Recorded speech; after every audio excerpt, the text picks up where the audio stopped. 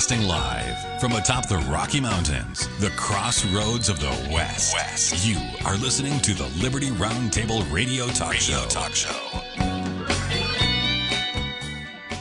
All right, happy to have you along, my fellow Americans. Sam Bushman, James Edwards, hard-hitting talk always at your fingertips when it's Liberty Roundtable Live, syndicated by the Loving Liberty Radio Network. Spread the word, share the love. We reject revolution, unless it's a Jesus revolution, then we're in, because we follow the Prince of Peace. As we promote the supreme law of the land, the Constitution of the United States of America, all the checks and balances brilliantly put in place by the founders. We don't want revolution, we want restoration of the greatest country on the face of the earth. We're for revolution, though, if it's a Jesus revolution, then we're in, because we follow the Prince of Peace. Ladies and gentlemen, James Edwards with me, thepoliticalcesspool.org. We're talking about so many different things. It's kind of hard to even handle all the discussions that we see. It's just, I don't know where to go with some of this stuff, James. There's just so much news, so much concern about national security, so much deception. You know, we were talking right at the end of the last hour about this Eric Swalwell and his honeypot Fang or whatever her name was. It's a history of American deception and Communist Party corruption. Does that guy have security clearance, man? Because I'm just going, what the heck? Does Fang have security clearance? And you really got to kind of ask some questions about this stuff. But yet I don't find, James, that a lot of people ask the questions that I'm asking. Your thoughts? Well, I mean, that's why you've been able to carve out a home for yourself in the increasingly crowded content creator space. You've been doing this for 30 years. You ask those questions. You're relentless. And, I mean, this guy truly is relentless, folks. Have you ever seen my co-host on Saturday nights uses the phrase bulldog with a bloody bone. That's Sam on an issue against an opponent in any way. He has more energy than anybody I've ever seen. Hey, man, it starts with the love of liberty, ladies and gentlemen. Then you promote God, family, country in the mix, and you go, man, I'm on a mission, baby. That's what it's about, James. No, I can testify. This is eyewitness testimony you're hearing here, folks. And people could say I'm insane, but I've been on a mission for 30 years, and I'm not even done yet. I got a 40, 50, 60-year-old to take care of business on this thing. And God willing, I hope so. There you go. We're going to do it to the best of our ability. But I'm telling you, I commend Tulsi Gabbard for revoking 37 clearances. Let's make it 3,700, maybe 37,000, maybe 3,000, 37. What would it be, 370,000? Maybe we got to start with 3.7 million and work our way backwards. I don't know, but I just look at this thing and go, wow. You know, does this person, Fang, have security clearance? Does Swalwell have security clearance? I think it's an honest question to ask. All right, moving right along with important news the networks refuse to use, people. Justice Department investigates the D.C. police for falsifying the crime statistics during Donald Trump's clampdown. So the big debate is Trump says, hey, man, D.C. is too violent, too dangerous. We got to have law and order here. We're starting here. I support him 100%. The Democrats say crime was already falling. He's a clown. How dare he say this? This is ridiculous. Now it turns out they lied and fudged the numbers. At least that's the discussion under investigation right now, James. Number one, do you think it's true?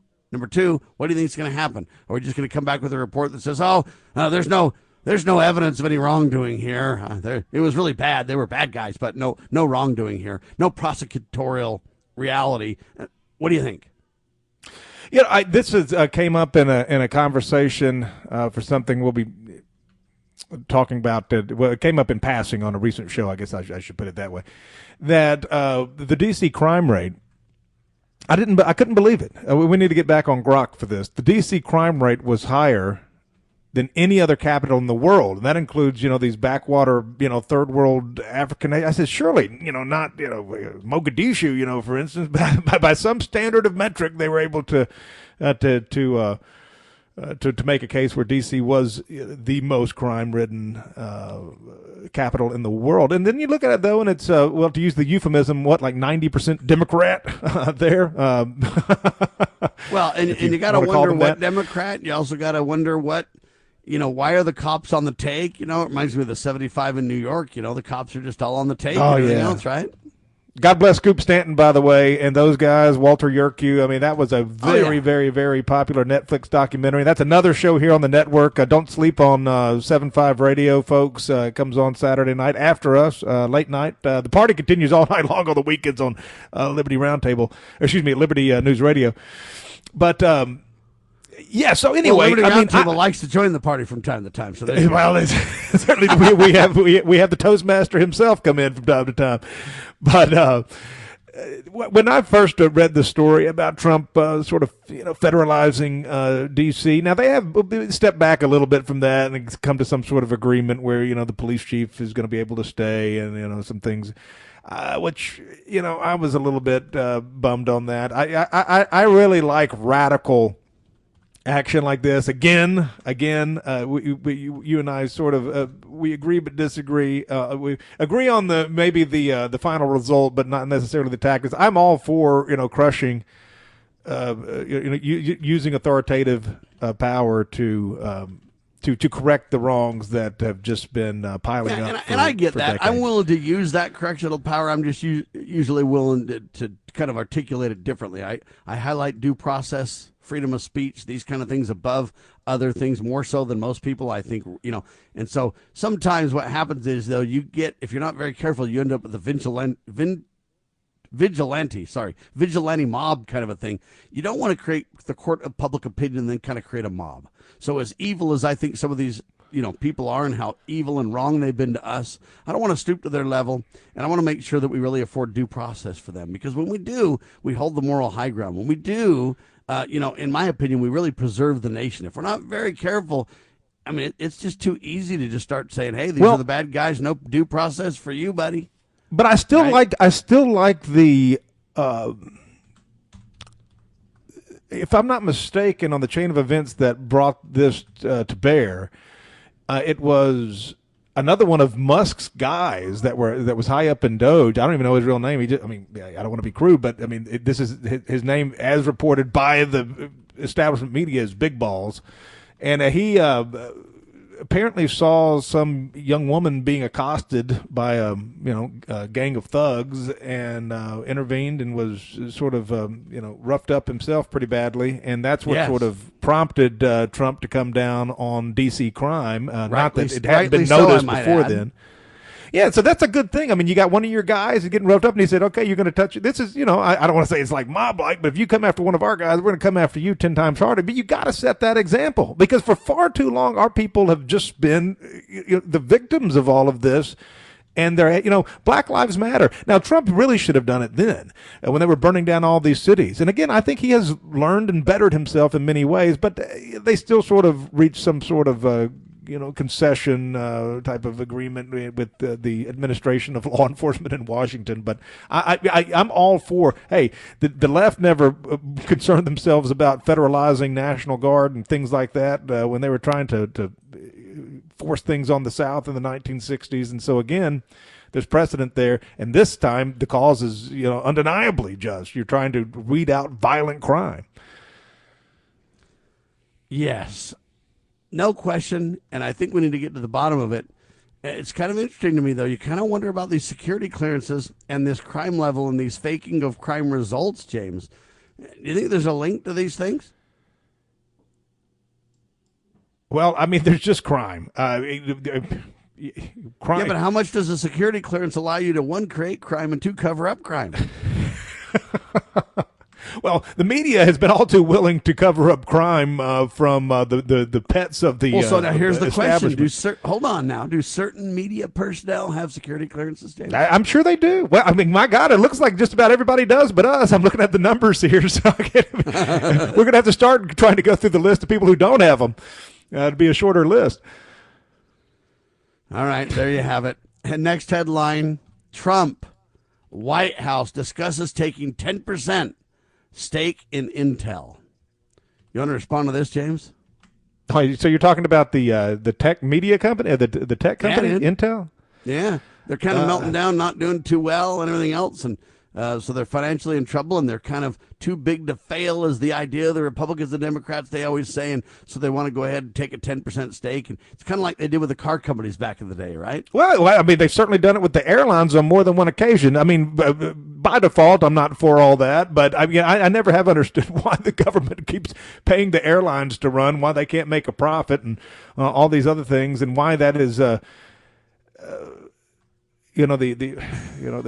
purpose of all that, but by default I'm against it. But it's happened before and again, and the triage of my level of concern. I don't know. We can talk about that more. Hang tight, ladies and gentlemen. You're listening to Liberty Roundtable Live. I know these things seem like they're unrelated, but I submit to you they all have to do. What's the common denominator, you ask? Deep state trying to take down the Donald. I'm Sam Bushman. Hang tight, Liberty Roundtable Live. Are you ready to stand up for your community and support your local sheriff? Join the Constitutional Sheriffs and Peace Officers Association and become a vital member of the Sheriff's Citizens Posse. At cspoa.org, we empower citizens like you through weekly webinars, arming you with the knowledge to back your constitutional county sheriff. Together, we can uphold our Constitution and ensure liberty and justice for all. Your community needs you now more than ever. This is a battle between truth and deceit, a battle between forces that would enslave this country in darkness, and between a media that wants to present you with the truth. We are being censored. America's news outlets no longer provide the truth. 90% of news outlets in the United States are controlled by 6 corporations. The mission of the Epoch Times is to chase the truth, to ground all statements in fact. TheEpochTimes.com. As a parent, is receiving a faith-based, character-focused education for your children difficult to find? Do you believe that godly principles should be a central component in your child's education? Imagine a school where faith and integrity are at its center, where heritage and responsibility instill character. For over 40 years, American Heritage School has been educating both hearts and minds, bringing out academic excellence. This is the school where character and embracing the providence of a living God are fundamental, where students' national test scores average near the 90th percentile. With American Heritage School's Advanced Distance Education Program, distance is no longer an issue. With an accredited LDS-oriented curriculum from kindergarten through 12th grade, your children can attend from anywhere in the world. American Heritage School will prepare your child for more than a job. It will prepare them for life. To learn more, visit American-Heritage.org. That's American-Heritage.org.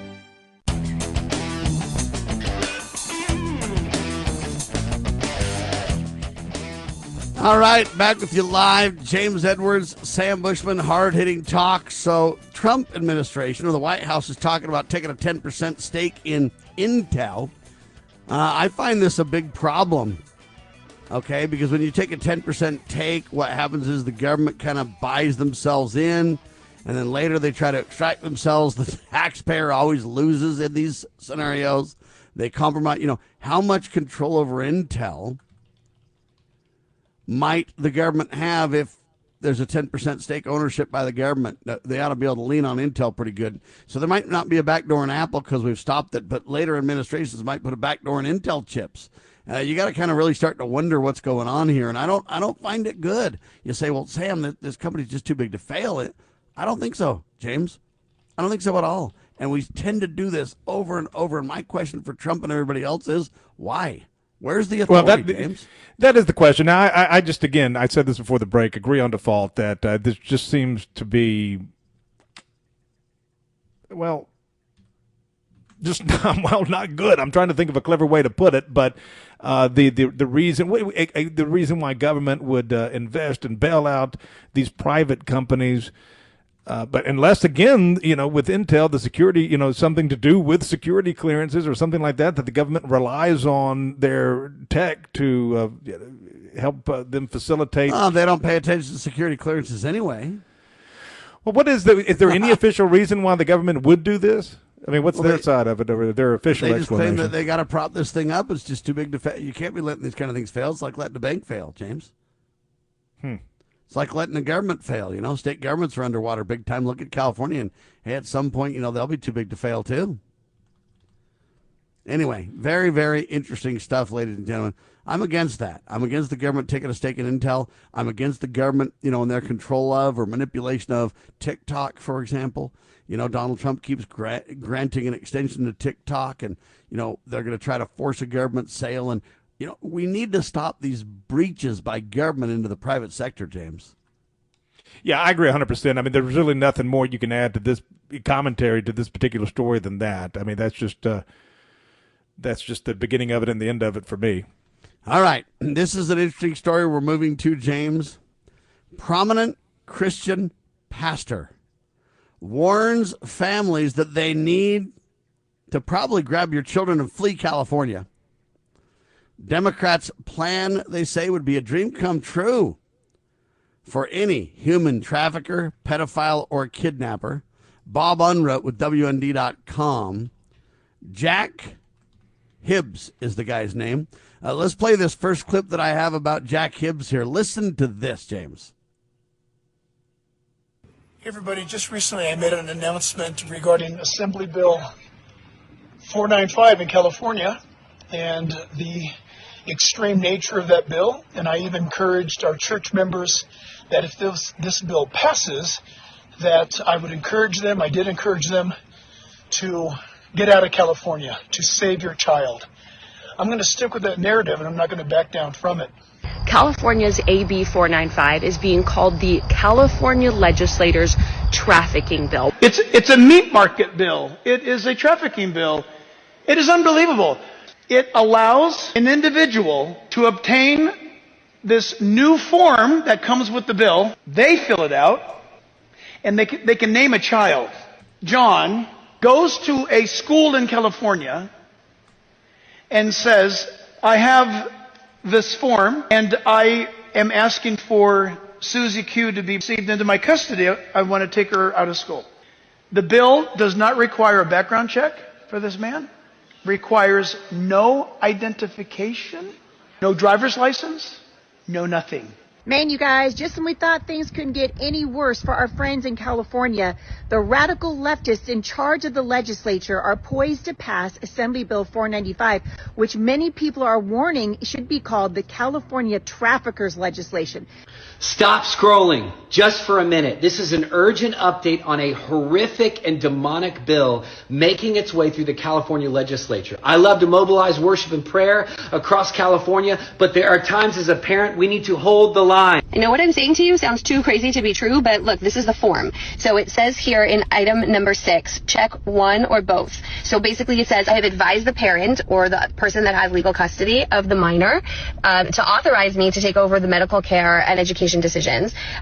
Or they can check the second box that says I am unable to contact the parent. So for some reason they can't get a hold of the parent, they check the second box, and nobody is checking to make sure that the parent, in fact, was deported, or this adult that's trying to take custody over this minor child is safe. So California is trying to pass a bill called AB 495, and it's going to strip parents of their rights of their kids. It's going to be insane.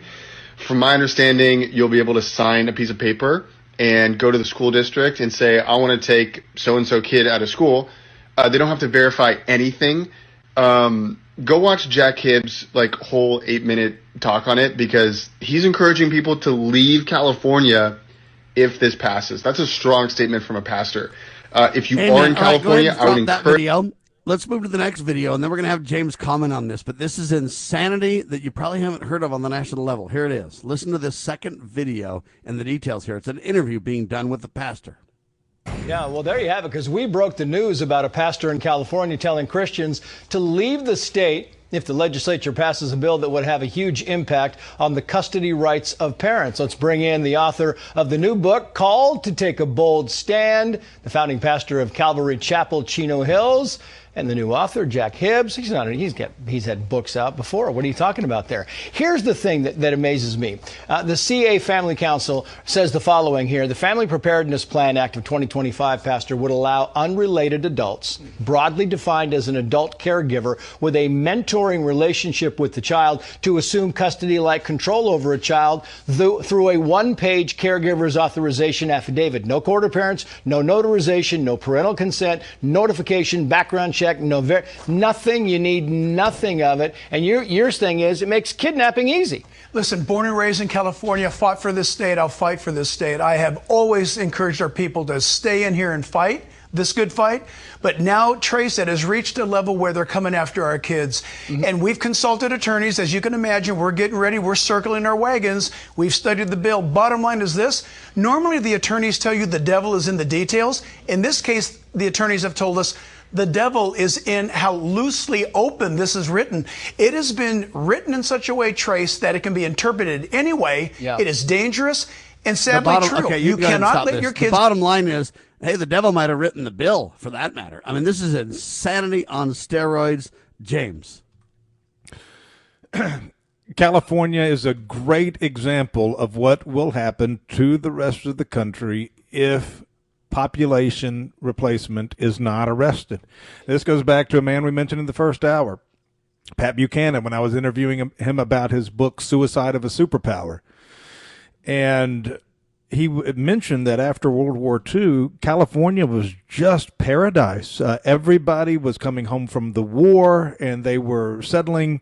A lot of them were settling there. The soldiers in the Pacific were coming back and just starting their homes and starting their families there. And, you know, that went into the 1960s. You just had this all-American culture, I think, typified by the Beach Boys and things like that. That was California. I grew up in California, James, from the late 60s to the 80s. It was a wonderful place when I was a kid.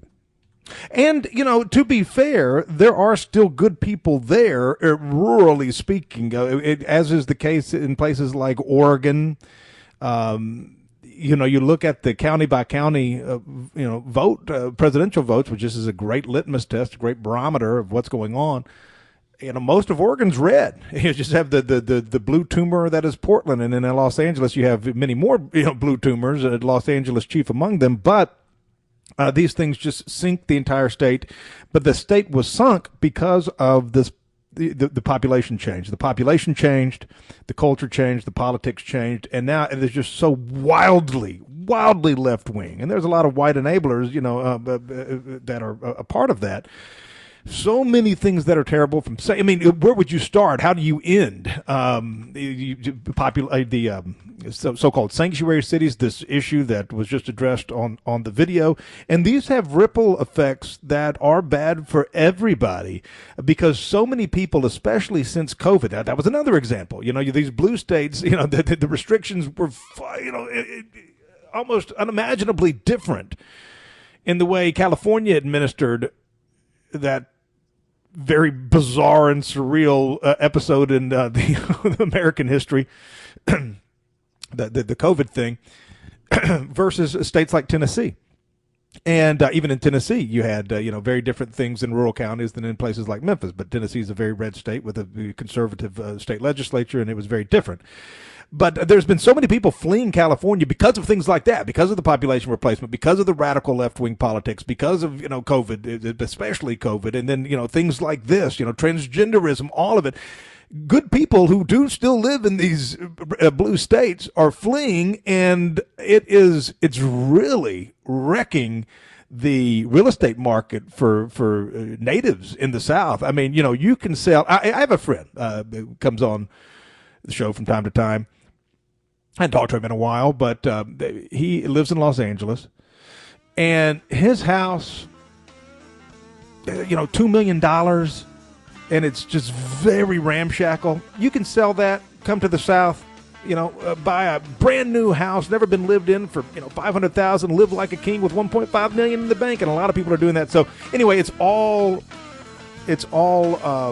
related to stories like we just covered. That's the big picture thing. We can get into the story itself. Anyway, there you have it, ladies and gentlemen. When we come back from the break, I want to talk about the new media taking center stage. One of my favorite topics. Mainstream media melting down, government media melting down. We're growing. We're taking off like a rocket ship, baby. You think Elon Musk has rockets? Talk about our rise in the media. Why? Because we're truth tellers. That's why. Hang tight. Liberty Roundtable Live.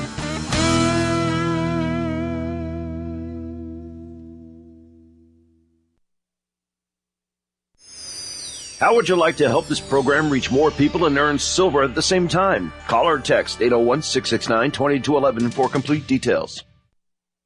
Breaking news this hour from Town Hall. I'm Rich Thomason.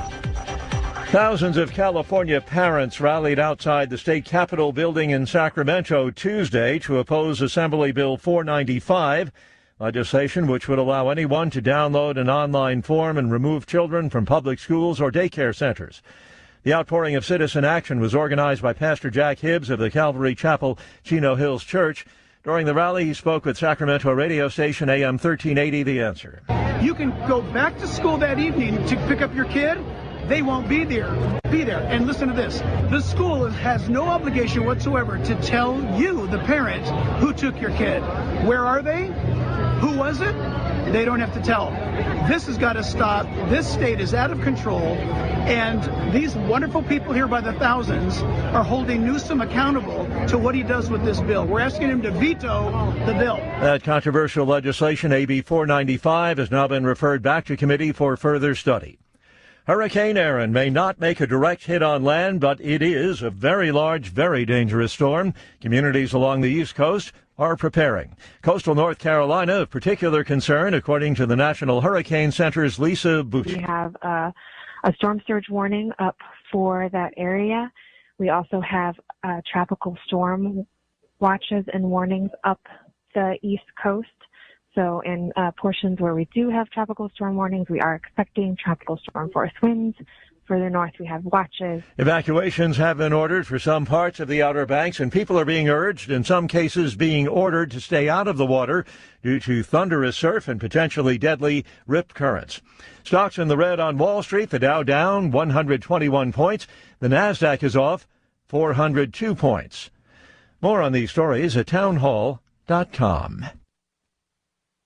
Everybody is keeping an eye on the Fed and how an interest rate cut might affect gold prices. Gold has been hovering at around $3,400 an ounce for the last 2 months and is poised for dramatic growth with the next interest rate cut. When rates go down, returns on bonds follow, and that's why gold continues to be the safe haven asset of choice for smart investors. Are you protected? Don't wait until it's too late to profit from the back and forth from the Fed on interest rates. Right now, if you have a qualified IRA or 401k, you could receive up to $10,000 in free gold and silver when you open your retirement account with Advantage Gold. Call 800-900-8000 now or visit AdvantageGold.com and get your free gold IRA guide and find out how much bonus gold you qualify for. Call 800-900-8000 to qualify for your free $10,000 precious metals bonus when you open your qualified gold IRA with Advantage Gold. Call 800-900-8000 now. Performance may vary. Consult with your financial and tax professionals before making investment decisions. Call 800-900-8000. Scott Bradley here. Most Americans are painfully aware that the nation is on the wrong track and in dire straits. Unfortunately, most political pundits only nibble around the edges when they claim to address the issues.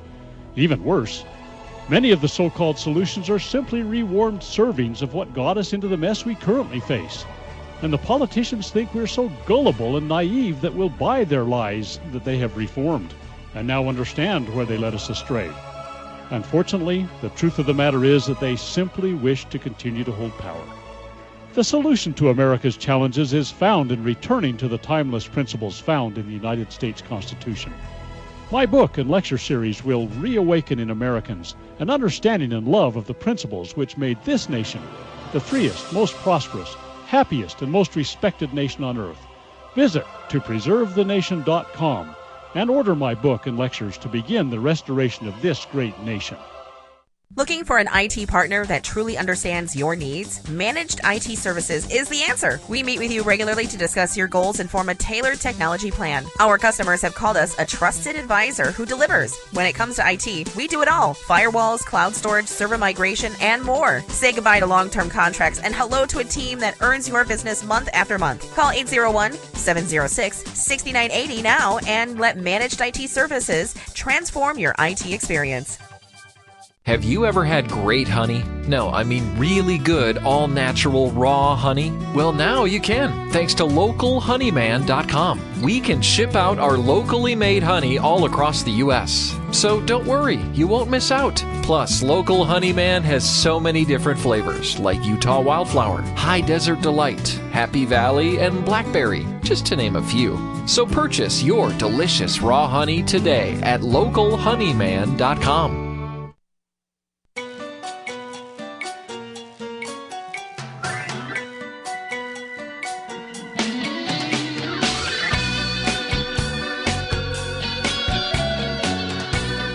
Broadcasting live from atop the Rocky Mountains, the crossroads of the West. You are listening to the Liberty RoundTable Radio Talk Show.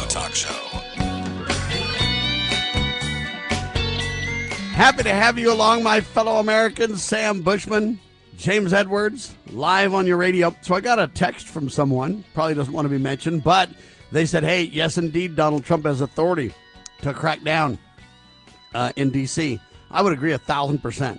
I also believe he has authority to crack down in different cities related to immigration as well. Remember, the protection of the border is the United States' responsibility. And I agree the federal government cannot force the states and the local people to participate.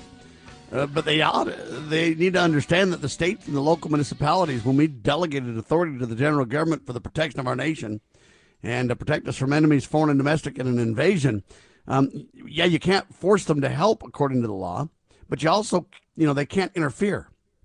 And so right now, Pam Bondi, and good on her, is saying to these states and to these local cities, these sanctuary places and everything else, hey, you know what? You better get on board and cooperate. That doesn't mean you have to take your time helping. You can't force them to help. But right now, these people are interfering. And I think Trump has every right to prevent the interference. I also think Trump has every right, if there's civil unrest in a given area, to double down and say we're not going to tolerate that civil unrest from these armed thugs, from these paid protesters. And I mentioned on the broadcast the other day, they've got these paid protester sites now. It's like Rent a Riot websites that we covered in detail and stuff. And we got to really be careful about that, too, because that takes things to the next level. How militant do these people that are in the Rent a Riot scenario become? When we even saw a Southern Poverty Law Center lawyer, attorney, that got, involved in this dragnet where they literally attacked a police department. And what was it, Georgia or something like that? I'd have to go look it up. They attacked a police department because they didn't like the training that was going on there. I mean, it's insanity. And so I support the, we got to have order in the country. And if these local municipalities aren't willing to take care of business, hey, we can't have riots all over the country. We can't let America turn into a civil war. So on one hand, I get that we want to have a little bit of restraint here. On the other hand, I have no problem realizing, hey, we've got to take action. And Trump is at least for sure on the D.C. scenario well within his authority.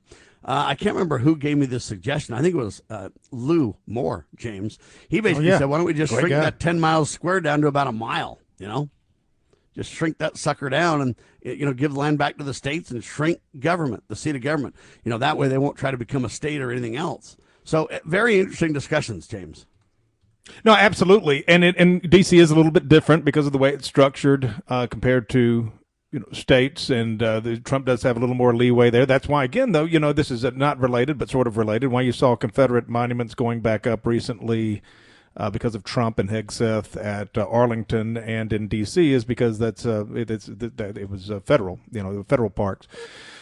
But yes, as far as the the policing goes, and some heavy-handed policing is needed in a place like that. I mean, this is your capital, for God's sake, So this is, and again, you're cracking down on violent crime. That's just a winning issue all the way around. Where do you go from here, James, with this? On one hand, we support the 10 mile square. What about the rest of the country? How far do we go? Well, again, I'm not opposed to good people aren't going to be bothered by this. I mean, this is something totally different than, by the way, and then I was going to say this is something totally different than some of the punitive actions that have been taken against our people by rogue government, such as debanking and things like that. Although, this is another thing. Trump had an executive order about debanking just a couple of, a week ago, not long ago.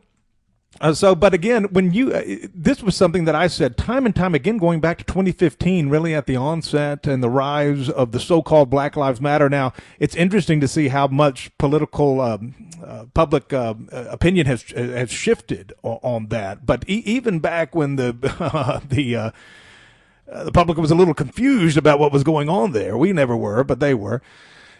When you have people ransacking cities and razing cities and committing arson and sacking police stations, I was always for. I mean, this is a riot. This has to be put down with very strong force. And if the states won't do it, the federal government has should have the authority to go in there and do that. I mean, we've seen this before for much more minor reasons in the past, going back to the 60s and things like that. So, yeah, I wouldn't mind seeing this happening nationwide. I mean, this is something that Trump flirts with and sort of threatens, but I get it. It's, a political grenade, I guess, and you don't know what public perception will do.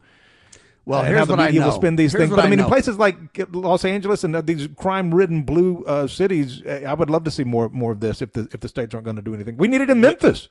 when you have renter riots where you can literally create mayhem in dozens, hundreds of cities across the nation on a given weekend. Okay, so you see some of these different protests that are going on. They literally organize and stage. They use social media. They use all these different modern technological capabilities and they literally stage. You just can't have this kind of meltdown. You could literally have a war break out in America like almost instantly if you allow that stuff to continue to agitate, continue to, people being paid to promote and, hey, we found out they had bricks or they had this or they had bottles full of excrement. I'm trying to think of the right words to be careful here. You stage all this stuff around the country.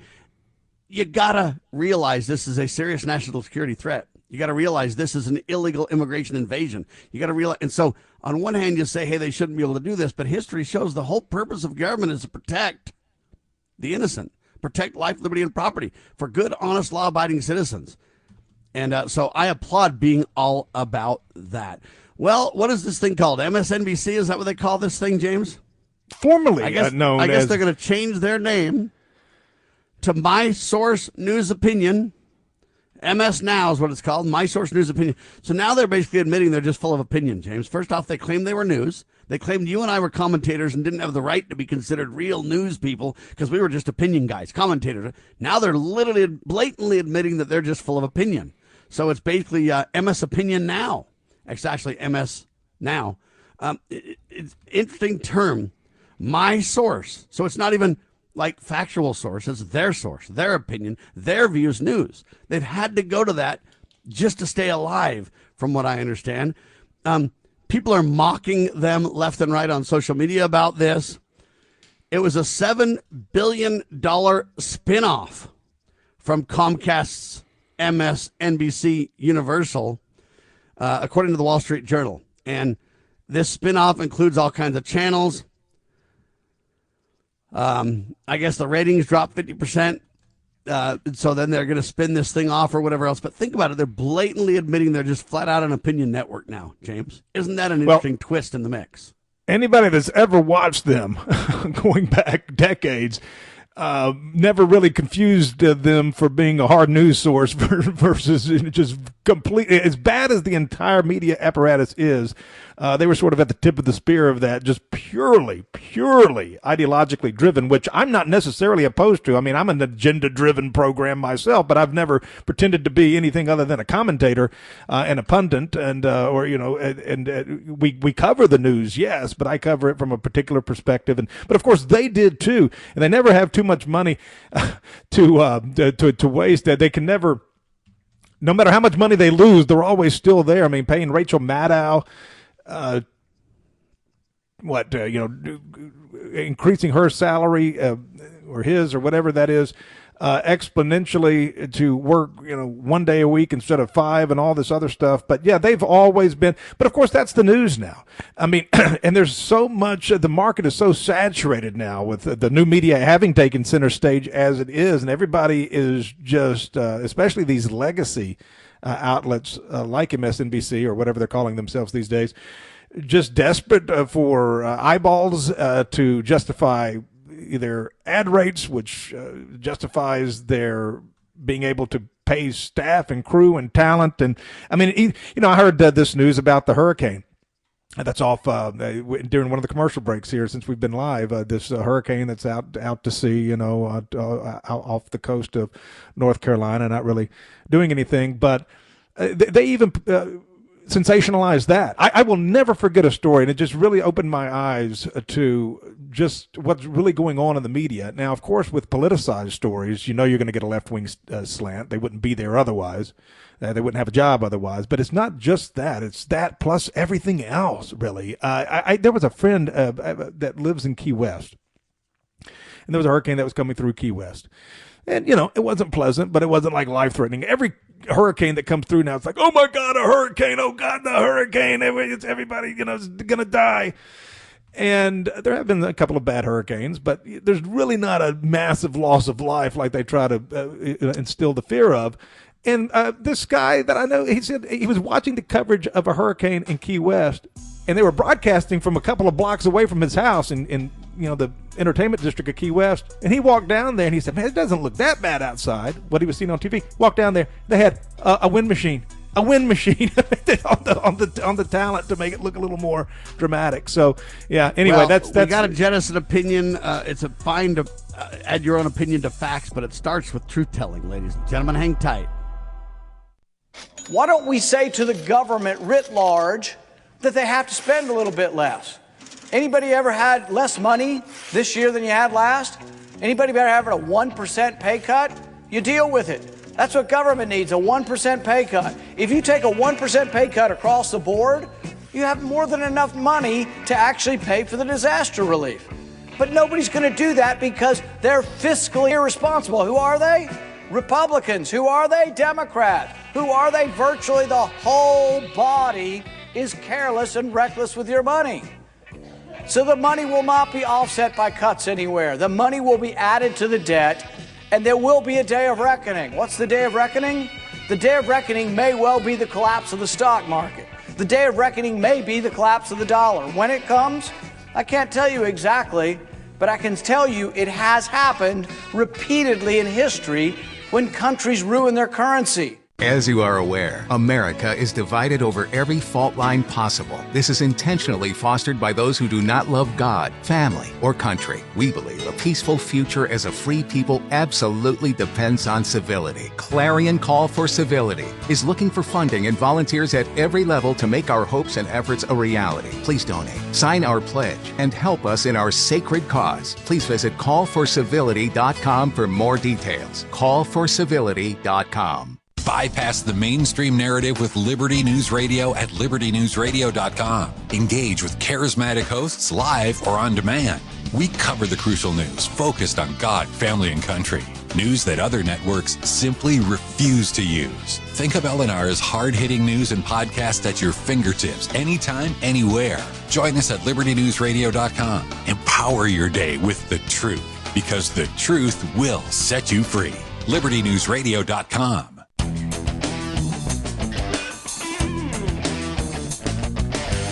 All right, back with you live. So we're talking about this MSNBC. They're going to change their name to My Source News Opinion.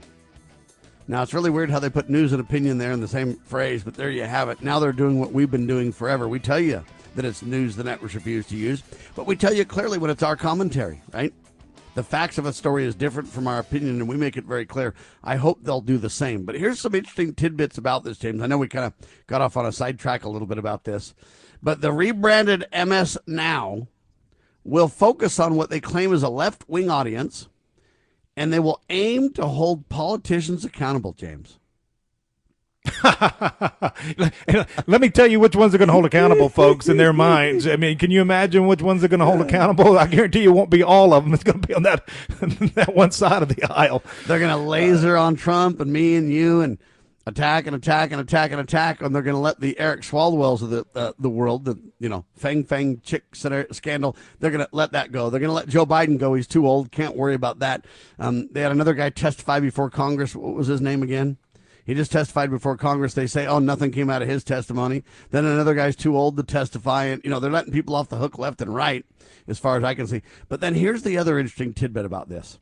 In the second quarter of 2025, MSNBC had an average of 1 point, and then they put 008. Now, why don't you just say 1 million listeners? Because they need to get every listener they could possibly get. Anyway, 1 million listeners. That was in their, quote, prime time. 596,000 in their daytime viewers. They say trailing behind Fox News. Now, listen, here's the kicker. But above CNN, according to Adweek. So you got this MSNBC melting down, trying to rebrand to save face and get back in the game. They're ahead of CNN, though. CNN, it might be curtains for those people, James. Well, I don't see, again, the left will finance Hollywood movies, for instance, that they know are going to lose money, but they've got the money to lose, and it's more important for them to propagandize and push a narrative. And again, what you consider to be, classic, legitimate journalism. I don't know if it ever existed. It certainly hasn't ever existed in my lifetime. Not from the legacy media, the who, what, where, when, and why, just the facts, ma'am type of reporting. We've never had that. There's never been any diversity of opinion in the media at all. But they have the money, and they don't mind losing the money. I mean, I say they, the people, the oligarchs who are, financing these networks and these projects have the money, and they don't mind losing it so long as they sort of maintain control of the narrative. But as you said earlier, and as you've said so often over the years, the new media is taking center stage, and it's just zapping their audience. I mean, there's just no audience left for them. When there was no other, outlets, people would tune in because there was nothing else there. Maybe they didn't agree. Right. Maybe they just tuned in to sort of like hate watch or something, to watch it just to see what they're saying. What they're saying now is the late night TV comedian style / commentary, whatever, newsmaker shows are dead. They say the big wigs are too talented. They won't go away, but that's dead. And I see that. Now listen to this. I should say in June, during a meeting in Philadelphia, I guess there's a guy who's a media consultant. His name is Tim Isjit, I think is how you say his name. He's a public media consultant. Now, public media is interesting. He's a public media consultant, so he's a consultant for this whole group of media. He warned philanthropists of a potential, he called it doom loop, a potential doom loop for public media following a House vote to cut, $500 million in federal spending for these, public government media companies. He says this would threaten the closure of about 150 local radio stations and TV stations because of the diminishing funding for public media programming, leading to more station closures. In response, they say philanthropists intend to raise $50 million this year, starting with an additional $26 million to save these, well, they call them the most vulnerable stations. And then the Knight Foundation, joining with other foundations, has pledged $10 million towards this emergency fund. They call it the Save Media Bridge Fund or whatever else. Anyway, this initiative focuses on stations that are heavily reliant on funds from the Corporation for Public Broadcasting. Now, what's interesting to me is this. When we were talking about this, they said, we don't really depend on that many funds. It's not that big of a deal. That was when they thought they could keep it open. But now we realize this initiative focuses on stations that are heavily reliant on funds for the Corporation for Public Broadcasting, particularly in remote locations like Alaska, Kansas, places like that. The foundations involved, just so you understand, include like the Ford Foundation, the MacArthur Foundation, the Schmidt Family Foundation, Pivotal Ventures, the Robert Wood Johnson Foundation, and so on. The Knight Foundation says they got work to do, and they're emphasizing the emergency of the situation, James. This is a whole different picture than they painted in the first place, and I'm just saying, hey, shut down the government money. If these philanthropists want to fund it, Let them. Yes, I was. This is another thing that Trump has done that hasn't really gotten a ton of attention. I mean, the media loves to. And listen, I don't like the way he handled the Epstein files, but we've talked about that on some of the broadcast here. That my appearances on your program, and so I'm not going to relitigate or rehash all my thoughts on that. But I'm just saying the media really played into that because it makes him look bad, and they like that. And he did mishandle it. But you haven't heard nearly as much reporting about him defunding PBS, which is a very good thing, defunding National Public Radio. And I love how these entirely, communist agitprop media mouthpieces claim to be the voice of a free people. I mean, it's just entire left-wing communist propaganda from 24 hours, and it's wonderful that they are being defunded. Good for him. And yes, if they need to survive, they can survive in a competitive marketplace just like everybody else. Because there was nothing. Other than like the, doo-wop rock and roll reviews that PBS would air from time to time, and Carmen Sandiego when I was a kid, I've never found anything on there that was worth watching.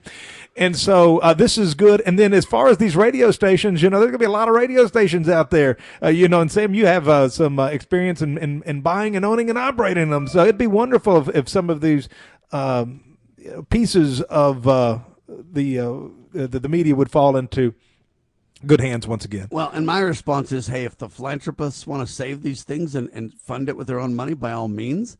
Here's what's interesting, though. You've got special privilege right now for a lot of these government radio stations, too. They're considered non-coms, is what they're called. So non-commercial radio stations, and they can't promote advertising like you and I can. I can say, hey, go to this place and buy this product. It's great. I love it. I use it. You should use it too. Direct endorsements, blatant promotions, blatant call to actions. That's advertising. In their world of the non-coms, they don't have that. They can't directly call to action. They can't promote. They can't. So they're like, this is brought to you by the Sam Bushman Foundation. To learn more about radio and Sam Bushman's philanthropy efforts, consider the Sam Bushman Foundation. And so it's not a direct call to action or a direct, they can't, but yet they have advertisers big time. They have found it. You go listen to public radio or NPR or any of these people, they have so many advertisers, it's not even funny. And my response is, if they've got that many advertisers, let the advertisers bail them out. Let them, one, raise money from the private sector. Two, let them maybe trim their budgets. Could you imagine that, James? What if you trim your budget with AI here? Can't it be done? If they actually had to operate in the black like everybody else, there wouldn't be any media left. Anyway, I just find it very, very interesting. Last topic, I talked about this yesterday, but I want to mention it again. Trump says he's going to basically, by executive order, shut down these criminal voting machines. And he's going to change the game when it comes to the elections. Got to get rid of the machines and got to get rid of mail-in voting. And he says he's going to do it by executive order. He's looking at that strong.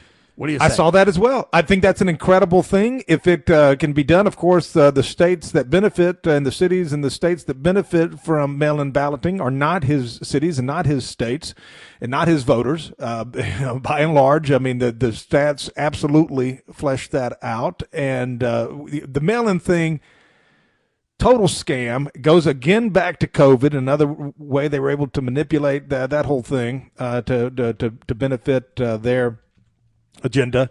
And then they're going to try to, keep it in perpetuity, as is so often the case. Once a precedent is established, well, we got the mail-in voting last time, or not the mail-in, but these ballot harvesting, post office things, looking things out in places like L.A. We had it last time. We'll just keep doing it. I hope that he gets that done before the midterms, and I hope that Texas adds a few more red seats, and that we can keep the party going for another couple of years. Well, not the best. It's not everything we want, but it is better than what we would have had. I think elections need to be considered at the state and the precinct level, and I think our big mistake is allowing elections to be taken away from the precinct level and kind of dealt with at a state level. And I think Trump has every right to stop fraud across the nation. Of course. And I think what we need is Congress to step up here, though, and not just let Donald Trump hang out there on executive order land.